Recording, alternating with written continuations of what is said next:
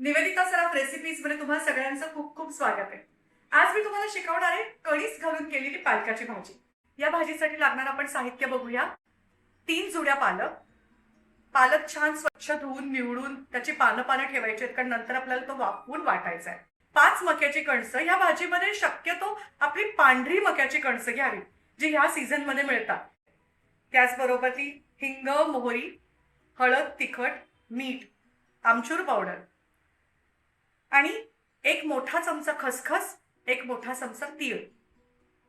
खसखस आणि तीळ कोरडे भाजून आपण त्याचं छान कूट करून घेऊया। ते वाटताना त्याच्यातनं तेल सुटतं, त्याच्यामुळे आपोआपच ते कोरडं छान वाटण होतं। ती बघा मक्याची कणसं आपण कुकरमध्ये शिजवून घेतली। त्याचबरोबर आपण पालक जो वाफवून घेतला होता तो आपण छान मिक्सरमधनं वाटून घेतलाय बारीक। तीळ आणि खसखसाची पावडर हे आपण टाकूया। मोहरी, माझी आई नेहमी म्हणायची की मोहरी नुसती तडतडल्यावर नाही, तर मोहरी तडतडायची थांबल्यावर त्याच्यात हिंग टाकायचं, म्हणजे ती मोहरी चांगली फुटली पाहिजे, त्याचा वास जास्त छान येतो। घालूया आपण हिंग, फोडणीतच घालूया हळद।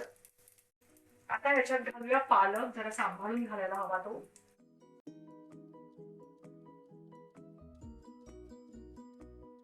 आपण थोडं मीठ, आपण ऑलरेडी कणसं शिजताना मीठ घातलेलंच आहे, त्याच्यामुळे जरा सांभाळून मीठ घालूया। 1 चमचा तिखट, मग घालूया आमचूर पावडर।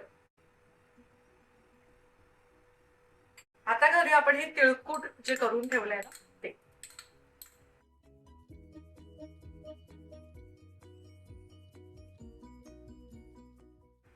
आता आपण जी शिजवून ठेवली आहे ती मक्याची कणसं याच्यात घालूया। सगळी मिक्स करून घ्यायची।